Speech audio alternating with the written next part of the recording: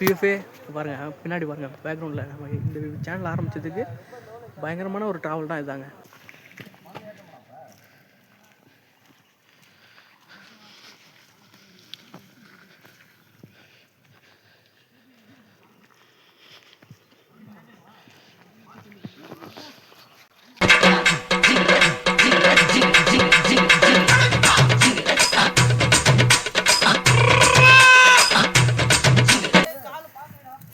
ஏன்டா முள்ளு இருக்கா?